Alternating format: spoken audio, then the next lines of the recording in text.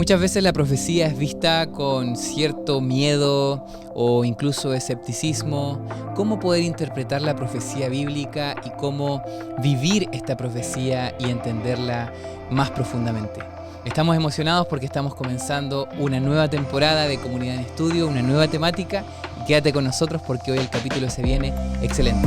Bienvenido.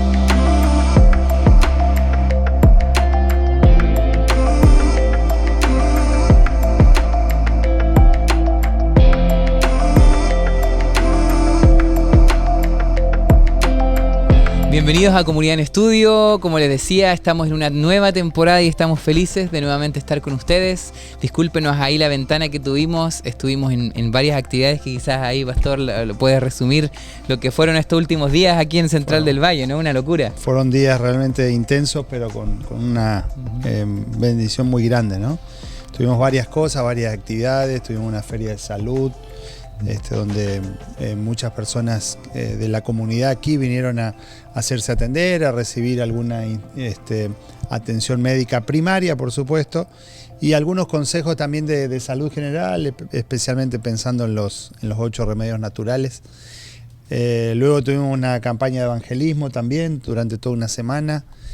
Fue realmente muy, muy grato ver cómo el Espíritu Santo se manifestaba y tocaba los corazones de las personas que vinieron, ¿no?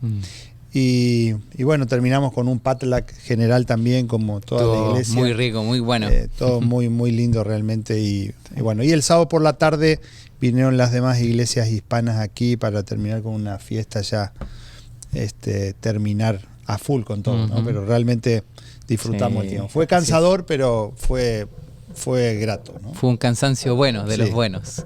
Así que agradecer también a todos los que hicieron posible esto, ¿no? La gente de la iglesia que estuvo liderando distintas áreas allí, y también a todos los que participaron. Al final esto lo hacemos todos.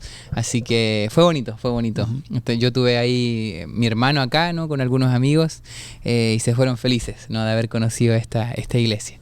Así que, queridos, bueno, si tú estás también o asistes este podcast o nos ves online, te invitamos, si puedes venir, acercarte. Somos una iglesia, como dice el eslogan, ¿no? Una iglesia de brazos abiertos. Así que estamos ubicados aquí en McAllen y puedes venir, que te vamos a recibir con los brazos abiertos. Pastor, vamos a comenzar nueva temática. Es una temática muy apasionante. Destacar lo que fue la temporada pasada sobre el sufrimiento, sobre el dolor, ¿no? Cómo poder conciliar todo eso, la justicia. Y creo que fue una temática muy buena. Creo que sacamos provecho de varios conceptos. Así que felices, si tú no lo has visto o estás recién viendo estos podcasts, puedes buscar ahí en el historial de nuestro canal los capítulos anteriores que hablamos de esa temporada, ¿no? Y hoy estamos comenzando el primer capítulo sobre la nueva temática que tiene que ver con profecía. ¿Te gusta la profecía, Cristian? Sí, ¿o no? Sí, claro. ¿Te gusta estudiarla? El título de la lección de todo el trimestre es Alusiones, Imágenes y Símbolos, ¿no? Cómo estudiar la profecía bíblica, ¿no? Y durante esta semana vamos a estar estudiando acerca de algunos de los principios bíblicos en cuanto a la profecía que rigen de alguna manera todo lo que tiene que ver con la interpretación, porque esto es estudio, profundizar en algo, pero tener la capacidad de interpretar. Y cuando decimos tener la capacidad, no es nuestra capacidad, sino la capacidad que nos otorga el Espíritu Santo para poder entender, porque ese es el entendimiento. Nosotros podemos leer, pero si no entendemos absolutamente nada, puedo leer un idioma, no sé, el alemán, y lo puedo leer hasta, bueno, no creo que lo pronuncie adecuadamente, pero puedo leerlo, pero no entiendo absolutamente nada, ¿no? Y lo mismo nos pasa con la profecía. Nosotros podemos leer la profecía, pero si el Espíritu Santo no está y nosotros no lo pedimos para que el Espíritu Santo sea el que nos esté guiando, no vamos a poder comprender lo que Dios quiso transmitir a través de la profecía, ¿no? Entonces, durante la lección de esta semana estudiábamos algunos principios de interpretación, por qué Dios envió el mensaje de una manera velada, podríamos decir, con un velo por delante, ¿no? Claro. Para que no se pueda entender así a simple vista simplemente, o a simple lectura, sino que hay que interpretar, ¿no? Correcto. Por eso hay muchos símbolos, por eso hay muchas figuras, tanto en el libro de Daniel, como en el libro de Apocalipsis, como en el libro de Isaías, como todos los mensajes proféticos están presentados de una manera velada, ¿no? Y no lo podemos, como decía, no lo podemos interpretar a simple lectura. Correcto.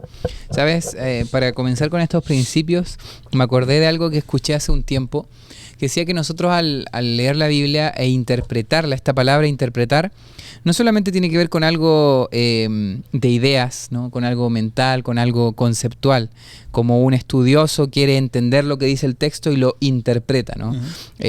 Como algo meramente teórico, sino que imagínate un actor, ¿no?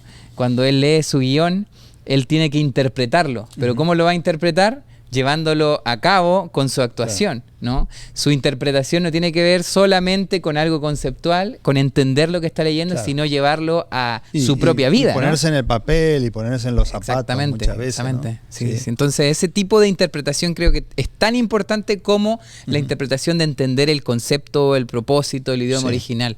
Yo creo que aquí, antes de comenzar ya a leer los principios, cuando hablamos de interpretar la profecía, no solamente es teórico, sino también es llevar a la práctica. ¿Cuál es tu papel allí, ¿no? ¿Qué papel tú cumples? ¿Cómo yo voy a interpretar con mis energías, con mi vida entera, lo que voy a estar leyendo? Creo que eso es muy importante. Vamos a primero, hay un versículo, ¿no? Que es como el principal, que dice Jeremías 9:24, dice: si no alábese en esto el que se haya de alabar, en entenderme y conocerme, que yo soy el Señor, que actúo con bondad, justicia y rectitud, porque eso me complace, dice el Señor.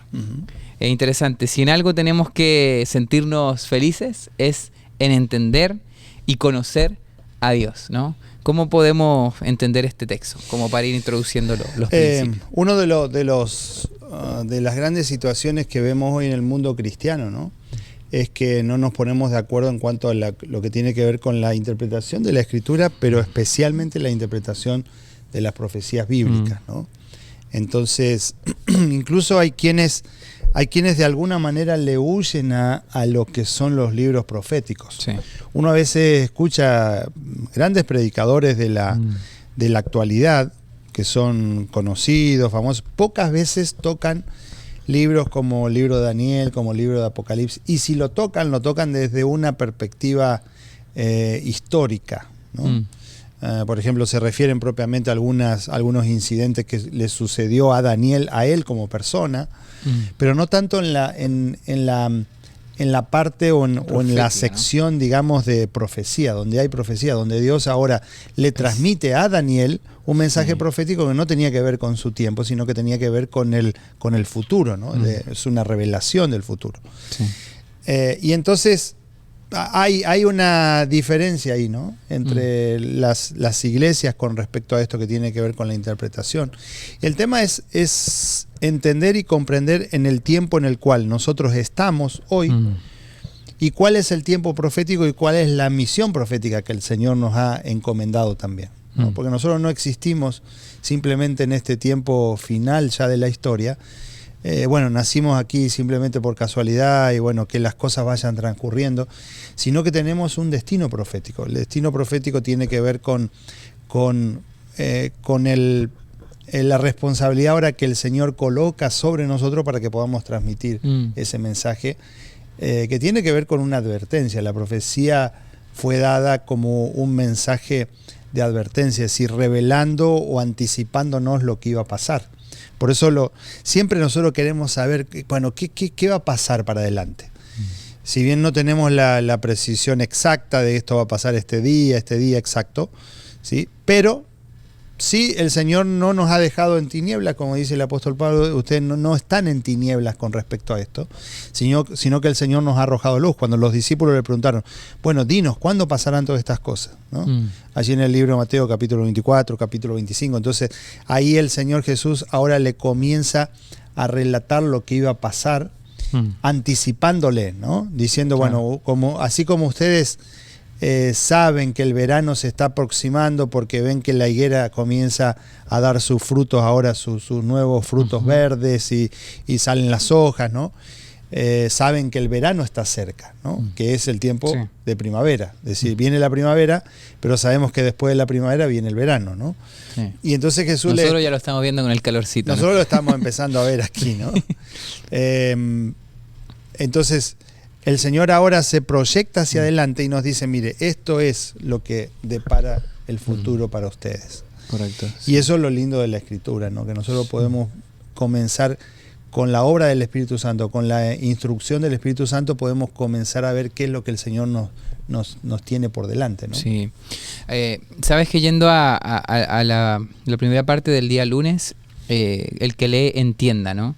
En Apocalipsis 1:3 dice, bienaventurado el que lee, los que oyen las palabras de esta profecía y guardan las cosas en ella escritas, porque el tiempo está cerca. Hay una bienaventuranza aquí, ¿no? Apocalipsis es un libro profético en su mayoría, ¿no? Con símbolos que muchos incluso les da miedo estudiar el Apocalipsis, pero dice que acá es bienaventurado el que lee, ¿no? O sea, hay una promesa de bienaventuranza. Sabes que yo creo que en este día lunes me llamó la atención que tiene mucho que ver cómo nosotros estamos leyendo la actitud que nosotros vamos a llevar y la oración, todo lo que hay de preparación incluso para nosotros enfrentar el texto bíblico. Porque me llama la atención aquí que pusieron al final que alguien estaba leyendo la Biblia y le preguntaron, ¿por qué lees la Biblia? ¿No? Y él dice, no, la leo porque estoy queriendo buscarle errores, ¿no? Entonces, yo creo que es interesante que tan importante como el hecho de estudiar, porque todos, yo creo que desde pequeños te incentivaron a estudiar, leer la Escritura, es también la actitud con la cual tú estás yendo a estudiar, ¿no? Y creo que esta bienaventuranza de la cual habla el Apocalipsis, de bienaventurado el que lee, el que oye y el que guarda las cosas en ellas escritas, creo que algo muy, muy importante que se haga realidad esta bienaventuranza con la actitud que yo voy a llevar al texto bíblico. Yo creo que ese es uno de los primeros principios, o sea, ¿qué estoy buscando? ¿No? Si yo quiero simplemente tomar unos textos aquí, uno allá y uno allá que me convenga mi propia visión, yo no estoy teniendo la actitud correcta, ¿no? Si yo simplemente quiero rebatirle a alguien y estoy tratando de buscar algún error en la Biblia o en el argumento del otro, tampoco estoy teniendo una actitud correcta. Entonces yo creo que la actitud es en la fórmula, eso es lo que tenemos que poner nosotros, ¿no? Sí. Y eso es muy importante también, ¿no?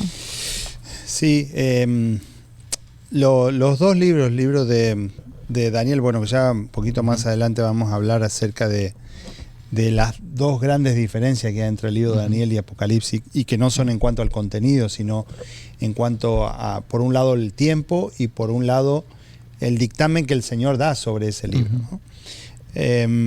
Una de las cosas que nosotros podemos destacar aquí es, como tú decías, Dani, es la actitud. Yo puedo ir delante de la presencia del Señor así figuradamente como de brazos cruzados, ¿no? Y cuando una persona está delante nuestro de brazos cruzados, en el lenguaje gestual o corporal nos está diciendo, no me interesa absolutamente nada lo que tienes para decir, ¿no? Es una postura, una situación postural, ¿no? Nosotros podemos ir delante del Señor con esa actitud, ¿no? Decir, Señor, mira, me voy a cruzar de brazos y no me interesa absolutamente nada de lo que tengas para decirme. O puedo ir con un corazón abierto, con un corazón sincero, decir, despojarnos muchas veces de nuestros preconceptos. Juicios, claro. Incluso los que tenemos mucho tiempo estudiando la Escritura. Sí, a veces pasa, ¿no? Que uno va a estudiar algo y ya tienes todas tus ideas, ¿no? Sí, tú tienes todas tus ideas porque de niño aprendiste esto, y el Espíritu Santo, y es claro, la senda de los justos es como la luz de la aurora, dice, ¿no? ¿Y qué significa esto? No es la misma luz la que tenemos a las 6 de la mañana, ¿no? Bueno, hoy está amaneciendo un poco más tarde, podríamos decir a las 7 de la mañana. No es la misma luz la que tenemos a las 7 de la mañana que a las 9 de la mañana, que a las 10 o que a las 12. Claro. No es la misma luz. ¿Sí? A las 7:30 de la mañana ya empieza a clarear el día. Podríamos decir, hay luz. pero todavía no está la luz de las 10, sino está la luz de las 12. Entonces, cuando la Escritura nos dice, la senda de los justos es como la luz de la aurora que va en aumento, ¿no? Cada día, esa es la interpretación también que el Señor quiere dar, ¿no? Es decir, nuestro conocimiento va aumentando. Y yo no tengo el mismo conocimiento, la misma, y más si estoy en una relación cercana con el Señor, periódica y permanente, ¿no? No es lo mismo la interpretación que yo podía tener hace 10 años atrás que la que puedo tener ahora. Claro. Y los pastores estamos, podríamos decir, en contacto con la Escritura todos los días. Todos los días estamos en contacto con la Escritura. Ya sea en una devoción personal, como también en el estudio, preparando un sermón o leyendo un texto bíblico. Pero el Señor nos va hablando de una manera significativa, y yo muchas veces lo he dicho aquí, ¿no? A veces yo tomo un texto bíblico, lo leo en mi meditación personal, y es un texto que leí cientos de veces sin producir exageración, ¿no? Cientos de veces. Y el Señor me habla, decir, en un momento, ¿por qué? Por alguna situación que estoy pasando en mi vida personal, en ese día, en ese tiempo, en esta temporada de la vida, con la madurez que uno tiene, porque no es lo mismo la edad que tengo ahora, no voy a decir la edad, no, pero es lo mismo la edad que tengo ahora que hace 20 años atrás, 25 años atrás, no es la misma situación matrimonial, no es la misma situación con mis hijas, no, o sea, hay una cantidad de cosas que nos hacen diferentes ahora que hace 20 años atrás. Y el otro día leía un comentador, digamos, secular, ¿no? Que decía, uno de las situaciones que nosotros tenemos que visualizar en nuestra vida para que podamos ir creciendo es que no pensemos hoy igual que hace 20 años atrás. Claro. Nosotros no debiéramos pensar igual que hace 20 años atrás. Claro, por supuesto, ir creciendo, ir mejorando, no empeorar, ¿sí? No ir para atrás, sino ir para adelante en cuanto... Sí. Y con la Escritura pasa lo mismo. O sea, yo no puedo tener hoy la misma interpretación de la Escritura que hace 20 años. ¿Por qué? Porque se supone que he ido teniendo un mayor conocimiento, un mayor encuentro con el Espíritu Santo, y esto se va a reflejar también en la revelación que el Espíritu Santo va haciendo conmigo en cuanto a la interpretación de las profecías, por ejemplo. ¿Sabes? Y esto que está diciendo creo que es súper importante, y no solamente a nivel personal. Yo creo que también esto históricamente se ha visto eso, ¿no? Así como Dios me va revelando a mí a medida que crezco en los años personalmente, creo que Dios también ha ido trabajando en la historia para poder plasmar ciertas verdades que en un momento fueron entendidas de cierta manera, y generaciones han pasado y quizás una verdad se entendió de manera diferente, o Dios dio más luz, ¿no? En el mismo nacimiento de la iglesia adventista, por ejemplo, al principio se entendía algo, por ejemplo, con respecto al sábado, o todavía no se llegaba a eso, y posteriormente se fue llegando a más revelación. Mira, ¿no? ayer justamente con Mariela, con mi esposa, en el momento así de nuestro culto como pareja, con matrimonio en la mañana, hablábamos acerca de esto, y yo leía una porción que les había compartido con ustedes previa a la campaña, que es esa porción donde Elena de White escribe mientras estaba en Australia, ¿no? Ella fue llevada a Australia enviada a Australia en 1891, ¿no? Y entonces ella dice, en varios escritos, ¿no? Ella dice que no entendía por qué el Señor la estaba mandando a Australia, porque, digamos la verdad, ¿no? Fue enviada castigada ya, ¿no? Esa es la verdad, ¿no? Y entonces ella dice, yo no entendía por qué el Señor me estaba enviando para allá. 1891, ¿no? Contrae una enfermedad, reuma, algunas enfermedades bastante que sufrió muchísimo. Ella dice, fue el dolor más intenso que sufrí en mi vida, ¿no? Y eso lo llevó, parte de esos dolores y esas enfermedades ya hasta los últimos días de su vida, ¿no? Y ella dice, una de las cosas que yo más pude disfrutar en ese tiempo, dice, fue la compañía de mi Salvador a mi lado. Yo sentía, dice ella, la presencia de Jesús a mi lado. Y entonces, con respecto a esto que tú decías, ¿no? Se puede ver un cambio en el enfoque de sus escritos antes de su viaje a Australia y después de su viaje a Australia. Ella en el viaje a Australia o en el tiempo, mientras estuvo en Australia, ella escribe el Camino a Cristo. Wow. Escribe El deseo de toda la gente. Escribe el libro Palabras de vida del Gran Maestro, ¿no? Todos libros netamente cristocéntricos, ¿no? Cristocéntricos. Y no porque lo que haya escrito antes haya estado mal, pero el enfoque que ella le daba. Y pasan dos cosas en ese tiempo, ¿no? Una es su viaje a Australia a partir de 1891 o su ida a Australia. Y lo que había pasado unos poquitos años antes en la Iglesia Mundial, que era el Congreso de Minneapolis en 1888, donde se predica acerca de la justificación por la fe. Y se produce un cambio, un redireccionamiento de la teología de la Iglesia cristiana adventista a partir de ese tiempo. A partir de Minneapolis, 1888, y a partir de su ida a Australia, ¿no? ¿Qué digo con esto? La Iglesia adventista naciente fue cambiando su enfoque por la revelación que iba recibiendo de parte del Señor. Y de pronto nosotros vemos escrito de Elena de White previo a todo esto, al Congreso de 1888, a su viaje a Australia, que eran un enfoque, podríamos decir, un poquito más direccionado a lo que tenía que ver con las obras, un poco más hacia eso, pero empieza a partir de ese tiempo ahora ya a enfocarse más en lo que tenía que ver con la justificación por la fe en Cristo mismo también, ¿no? Y eso no quiere decir que haya estado mal lo de antes, sino que poco a poco, como decía recién, ¿no? Claro. La senda de los justos iba aumentando cada día más, ¿no? La senda de los justos iba progresando cada día más. Claro. Y eso es lo que debiera pasar con nosotros también. Si nosotros estamos estancados, por eso te decía, si nosotros estamos estancados en una teología de hace 40 años atrás y no vamos progresando hacia lo que el Señor nos quiere ir revelando, y no estoy hablando con esto de aquí que haya ni cambios ni nada de eso, sino que gracias a Dios que nuestro enfoque poco a poco se va direccionando cada vez más hacia la figura de Cristo Jesús por sobre todo, ¿no? E incluso puede haber, o sea, no queremos promover, pero si es que llegara a haber algún cambio importante en el enfoque, yo creo que deberíamos tener la misma actitud que tuvieron los pioneros, porque al final a veces los que más defienden a los pioneros y que hay que volver a las sendas antiguas no tienen la actitud que tenían los pioneros. O sea, la actitud que tenían ellos era de flexibilidad, de apertura, ¿no? De saber, estamos en un movimiento y un movimiento no puede estancarse, un movimiento tiene que seguir creciendo. Y en ese movimiento Dios va a obrar a medida que yo dejo que Dios obre. Claro. Entonces, si ellos se hubieran quedado simplemente, no, es que lo que empezó es así y siempre va a ser así, el movimiento no podría haber sido movimiento, no podría haber avanzado. Entonces creo yo que para que sigamos siendo un movimiento, tenemos que dejar a Dios moverse, ¿no?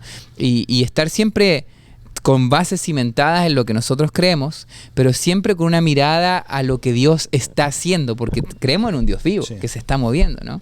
Entonces creo yo que eso es muy importante. Y pasando un poquito al siguiente punto que tiene que ver con otra actitud que puede ser peligrosa, ¿no? Estábamos hablando un poco de actitud, de rigidez, de buscar errores en la Biblia. Otro enfoque puede ser que gente que no estudia las profecías o dice, no, hasta aquí nomás no voy a entrar, es por esta idea de que Dios no se puede entender, ¿no? De que en realidad el conocimiento de Dios es tan infinito que mejor ni entrar a intentarlo, ¿no? Y creo que eso es importante, lo que el autor ahí menciona en el día lunes, ¿no? De que si bien es cierto que Dios es como el agua del mar, es infinito, su conocimiento es mucho más alto que el nuestro, sí nos ha revelado cosas que son importantes para nuestra salvación, ¿no? Mi mamá siempre me decía, o sea, las dudas que muchas veces nosotros tenemos de Dios, cosas que uno nunca va a entender o recién en el cielo va a empezar a entender, lo que hay en la Biblia, lo que Dios sí reveló, es lo suficiente para tu salvación, ¿no? Y yo creo que eso es importante. No sé qué podemos destacar ahí del día lunes que te haya llamado la atención. El hecho de, el título es Dios es comprensible, ¿no?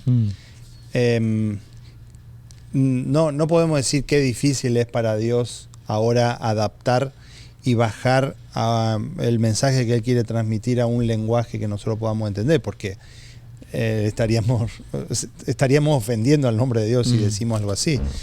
El problema es que nosotros no lo podemos comprender y entonces Dios tuvo que utilizar muchos símbolos y a lo largo desde el mismo comienzo, ¿no? Cuando vamos al mismo relato del Génesis, la misma relación que ahora Dios tiene con su pueblo, le empieza a colocar una cantidad de símbolos para que ellos puedan entender la salvación, ¿no? Entonces tenemos los símbolos del santuario, tenemos los símbolos de las leyes mosaicas, ¿sí?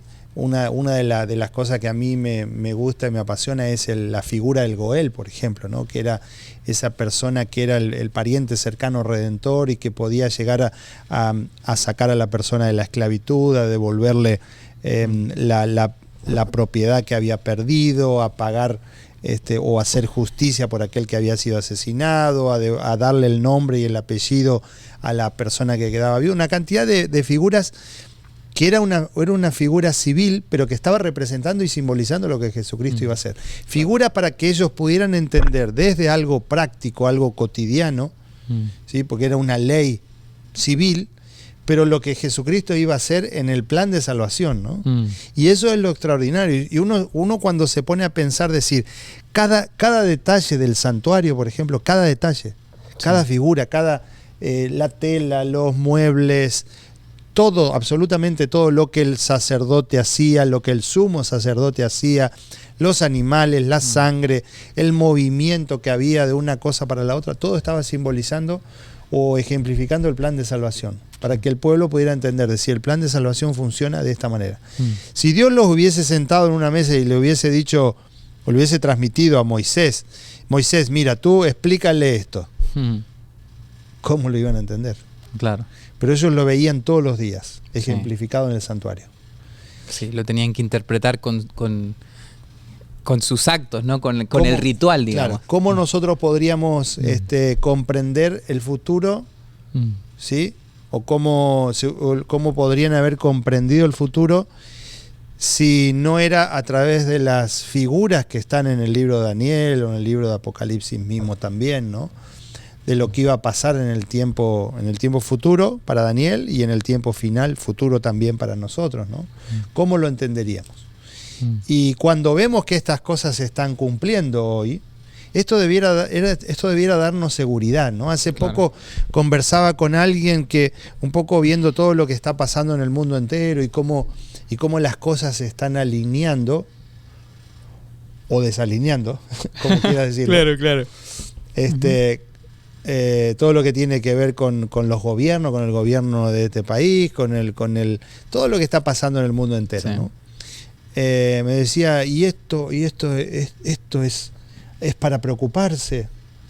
Y le digo, no es para preocuparse, es para estar alarmado en el sentido de estar atentos, de estar preparados, y las cosas no van a mejorar, ya sabemos, ¿no? Sí. Y entonces esta persona me decía, pero no me asuste, no es asustar, es decir, es saber, y que cuanto más rápido estas cosas pasen, mejor para nosotros, porque sabemos que esto se va a terminar. ¿Y quién quiere seguir viviendo en este mundo? ¿Quién quiere seguir viviendo acá? ¿Quién quiere seguir viviendo en este mundo de inestabilidad, que un día tú estás aquí, al otro día se te inunda todo, y después te viene un terremoto, y después viene una pandemia, y después viene un incendio, y después viene todas las cosas que están pasando, y un gobierno que no sabemos de qué manera tenemos que plantarnos delante del mundo, y no sabemos lo que va a pasar? Entonces uno dice, Señor, termina con esto pronto, ¿no? Y para que eso termine, las cosas tienen que ir avanzando de acuerdo a los tiempos que Dios tiene establecido en su cronología. No en la cronología del ser humano, sino en su propia cronología, ¿no? Correcto. Sabes que esto es interesante porque vivimos en tiempos, como tú dices, ¿no? Pueden algunos asustarse por cómo se están cumpliendo las profecías. Pero esto también es un cumplimiento de algo que aparece después en el día martes, que es una orden, ¿no? de Daniel. Y hay un versículo que generalmente se interpretó como se aplicaba con el avance de la tecnología, ¿no? de que en el fin de los tiempos la ciencia aumentará.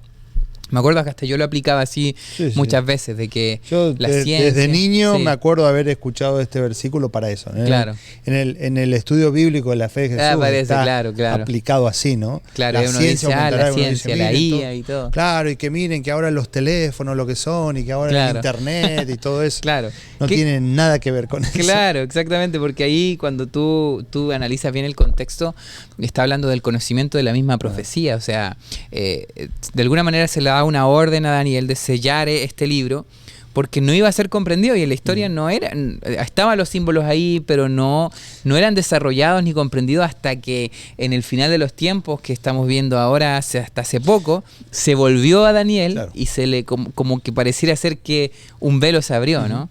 Y ese conocimiento el que está hablando Daniel, ¿no? Daniel muere sin entender lo que él había escrito. Esa es la verdad. Claro. O sea, ni él mismo entendió lo que estaba escribiendo. Porque Dios le dijo, cierra. No es que se lo explicó a él y le dijo, mira, tú no comentes esto, yo te lo explico a ti, para que tú lo entiendas. No, Daniel no entendió lo que él estaba escribiendo. Parte de eso, sí, por ejemplo, cuando vamos al libro de Daniel capítulo 9, en la oración que él hace allí, donde él le pide, Señor, ¿por qué? La oración intercesora, que sabemos que es la oración intercesora de Daniel. Entonces viene el ángel, aún estaba hablando, dice el capítulo 9, versículo 20, dice, aún estaba hablando y orando y confesando mi pecado y el pecado de mi pueblo y derramaba mi ruego delante de Jehová, mi Señor, por el monte santo de mi Dios. Aún estaba hablando en oración cuando el varón Gabriel, a quien había visto en la visión al principio, volando con presteza, vino a mí como la hora del sacrificio y me hizo entender y habló conmigo diciendo, Daniel, ahora he salido para darte sabiduría y entendimiento sobre una porción de la visión que tenía que ver con el tiempo de la venida del Mesías, que era la profecía de las 70 semanas. Y ahí aparece, ahora el ángel le dice, mira Daniel, no te preocupes porque dentro de esta profecía, de esta gran profecía, que era la profecía de los 2300 días, ahora dentro de esa está cortada una parte, o está insertada una parte, que es la profecía de las 70 semanas, que era la profecía que anunciaba el Mesías. Daniel estaba preocupado qué iba a pasar con su pueblo, confesando el pecado propio y el pecado de su pueblo para que el Señor cambie su postura delante de ellos. Y entonces Daniel recibe la profecía de las 70 semanas, diciéndole, mira, el Mesías va a venir y el Mesías le va a poner fin a todo esto, ¿no? O va a comenzar a ponerle fin a todo esto. Y eso es lo grandioso cuando nosotros reclamamos que el Espíritu Santo sea el que nos revele y el que nos dé un mensaje. El mensajero viene para abrirnos el entendimiento. Y entonces Daniel recibe esto, pero el resto de la profecía Daniel no la comprende y se va al descanso, pasa al descanso, muere, y Dios le dice, cierra las palabras de la profecía porque esto es para el tiempo del fin. Sí. Entonces ahora encontramos la conexión de Daniel capítulo 12, versículo 4, con Apocalipsis capítulo 22, cuando Juan ahora recibe el mensaje y Dios le dice, mira, no cierres las palabras de este libro. En Daniel era cierra, casi 600 años antes, esto es allá por el año 534 más o menos antes de Cristo, y en el año casi 100 después de Cristo, o sea, 600 y tantos años después, Juan le dice, o Dios le dice a Juan, no cierres, porque esto es para este tiempo, ¿no? Sí, Entonces ahí vemos la diferencia entre los dos grandes libros proféticos. Cierra en Daniel y no cierres. ¿Sabes una curiosidad que quería decir ahora? No, solo por curiosidad. Yo el otro día estaba leyendo a alguien que decía que probablemente los sabios del Oriente, ¿no? Los reyes magos, fueron, viste que Daniel tuvo a cargo sabios, y estos sabios, dice que incluso el rey lo puso como jefe de estos sabios, ¿no? Y nosotros, por ejemplo, cuando tú lees el relato de Navidad y tú ves que vinieron reyes magos y tú dices, pero ¿de dónde salieron? ¿No? Y ¿cómo habrán sabido que justo nacía ahora el Mesías, ¿no? Entonces hay algunos estudiosos que dicen que estos sabios venían del lado donde venían, de la región donde venían, hace mucho tiempo atrás Daniel había estado a cargo de sabios también. Claro. Y ahí Daniel probablemente les dejó toda esta profecía, esta palabra, y ellos por los estudios y todo llegaron hasta el Mesías. No sé si habrá sido así, pero es interesante, y es interesante cómo se aplica. Es lógico, esto. Digamos. Claro, sí. es lógico porque ¿de dónde personas paganas, ¿no? de Babilonia, personas de otro conocimiento? Porque esta es una profecía de tiempo. Exactamente. Las otras era de tú, Belén, Efrata, eso era profecía de lugar. Exacto, ¿no? sí. Pero esta está hablando de un tiempo, de un tiempo específico. Y ellos vinieron en el tiempo exacto. Exacto. No vinieron 30 años antes o 30 años después. Exacto. ¿no? Y cuando, es lógico. Y cuando se estudia después esta profecía, ¿no? Las 70 semanas, o sea, tú estudias la línea de tiempo y calza precisamente con el nacimiento de Jesús, la muerte. Es muy interesante, o sea, yo creo que ya cuando, esto es como una introducción porque cuando ya nos entremos profundo a esto, sin duda te va a llamar mucho la atención. Quisiera quizás ya ir terminando con la última parte, donde quizás esto de figurado y literal, ¿no? Que es ya el día jueves. Muchos anuncian o estudian la profecía sacándole como la metáfora, ¿no? Que esto se refiere, y como más de experiencias, ¿no? Sí. Por ejemplo, las iglesias del Apocalipsis, ¿no? Dicen, no, esto no es literal, en realidad es estados de cada uno. Mira la Odisea, nosotros cada uno es la Odisea cuando no es ni frío ni caliente. Entonces, ¿cómo poder tener ese equilibrio, ¿no? Si bien es cierto, Dios también quiere hablarnos a uno en nuestra experiencia, pero hay ciertas cosas que sí tienen un cumplimiento literal, ¿no? Entonces, ahí hay una tensión que se explica un poco en el día jueves, y yo creo que podemos hablar para ir terminando estos principios, ¿no? Bueno, por ejemplo, lo que tú mencionabas con respecto a las iglesias de Apocalipsis, hay una interpretación literal, que eran las iglesias de ese tiempo, las iglesias históricas, y la otra es el lenguaje figurado, que tenía que ver con la interpretación profética, ¿no? Cuando, por ejemplo, se utilizan símbolos, los símbolos obviamente, o cuando se utilizan números también, ¿no? Sí. Entender en qué tipo de lenguaje se está hablando. Hay números que son literales, que son los tiempos exactos, y hay números que son simbólicos, son figurados, están representando un tiempo mayor, ¿no? Y entender primero en qué libro están esos números. Claro. ¿Sí? Porque, por ejemplo, cuando Jesús dice que Lázaro estuvo muerto tanta cantidad de días, no es un tiempo profético que está hablando, ¿no? Claro. ¿Sí? Sino que son días literales, claro. Lleva ya 4 días muerto, no eran 4 años. ¿Sí? Son 4 días, 4 días. Pero cuando se refiere los días en el libro de Apocalipsis o en el libro de Daniel, se está hablando en días simbólicos que son que representan un año, ¿no? Sí. Entonces, primero entender en qué libro están escritos esos y en qué símbolos. estilo, ¿no? En qué estilo literario. Sí. Si es poesía, si es historia, si es profecía, ¿no? Sí. Primero entender eso, ¿no? Determinar eso. Y luego el hecho de la aplicación que le podemos dar.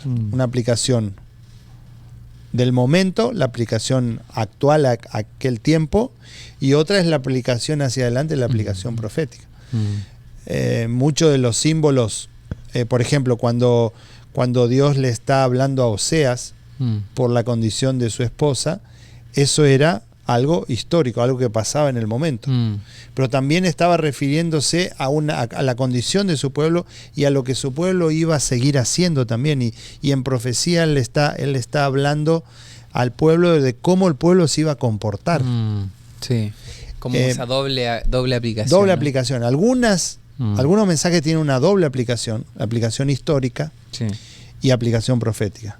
Otra es solo profecía, que va solamente hacia adelante, ¿no? Donde Dios está revelando lo que iba a pasar para adelante. ¿No? Entonces, entender eso, que algunos son solo figurados, otros son solo literal, y hay otros que son las dos cosas. Sí, el mismo Jesús, por ejemplo, cuando describe la destrucción de Jerusalén, si bien es cierto, pasó una destrucción en el momento que vieron los discípulos, pero también eso se aplica al fin de los tiempos, claro, ¿no? A las señales del fin. Tal cual, también. Entonces ahí hay otro ejemplo que puede servirnos. Ahora, ¿por qué será que Dios decidió hablar en símbolos, ¿no? Quizás para ir cerrando todo esto. ¿Por qué no habrá sido más fácil que la revelación haya sido explícita? O sea, hayamos tenido todo listo y sin cero dudas para que no hayan divisiones. Y ¿por qué será, no? Ahí el autor da algunas razones. Yo eso pensaba cuando niño, ¿no? ¿Por qué será que Dios habló en que el cuerno y que esto y que por qué, no? Para que los que lean no entiendan. Así como dice por un lado, el que lee entienda, también Jesús dice para el que lea no entienda, ¿no? Solamente nosotros podemos comprender esos símbolos cuando somos guiados por el poder del Espíritu Santo. No todos están preparados para recibir ese mensaje. Si por otro lado también el autor de la lección aquí dice que si Dios se hubiese manifestado así abiertamente, es decir, la bestia espantosa y terrible es Roma propiamente, en vez de darlo con símbolos, decir una bestia espantosa y terrible, o en la figura de Daniel capítulo 2 que se refiere a esa obra que Roma iba a ir haciendo en el tiempo final también, representado con el hierro como un metal, digamos, no de los más costosos, porque no era el oro, claro, ¿sí? Pero de los más duros, como tal, como fue el Imperio Romano. Sí. Tal vez, si los cristianos hablaban acerca de eso así abiertamente, la persecución sobre la iglesia cristiana iba a ser mucho mayor y más despiadada que lo que fue. Entonces, de alguna manera Dios tenía que velar ese mensaje. Y preservar el mensaje. Y preservar el mensaje y darlo como iba a decir como un mensaje subliminal, pero no es lo correcto, como en códigos, ¿no? Sí. Para que el Espíritu Santo pueda ayudar a que podamos comprender y entender eso, ¿no? Interesante, ¿no? Ese es uno de los principales motivos, ¿no? Sí. Por eso, el que lee entienda, y para que el que lee no entienda, las dos cosas. Claro. ¿Y de qué depende eso? ¿De qué va a depender eso? De que yo Espíritu. Cuando leo entienda de Claro. la obra del Espíritu. No depende de mí, no depende de mi entendimiento, no depende de mi capacidad intelectual, sino que depende de la apertura de mi corazón y la apertura de mi mente a la obra del Espíritu. Amén, amén. Y te dejamos invitado para que en este viaje que vamos a tener en esta temporada podamos nosotros sumergirnos en estas profecías, en estos símbolos que muchas veces parecen tan complicados, pero que lo hagamos con la ayuda del Espíritu, ¿no? Y que Él abra nuestros ojos, nuestro entendimiento, no solamente para entender la profecía, sino también para, como dice la bienaventuranza de Apocalipsis, para guardarla, para cumplirla, para llevarla a la realidad. ¿Cuál es mi papel en esa profecía? Yo quiero cumplirla, yo quiero cumplir mi labor que Dios proyectó para su pueblo en el fin de los tiempos. Así que te dejamos invitado para eso. Van a ser capítulos muy interesantes, así que desde ya toma tu Biblia, toma tu lápiz y vamos a juntos sumergirnos en esta profecía. Que Dios te bendiga. Un abrazo, bye bye. Bye bye.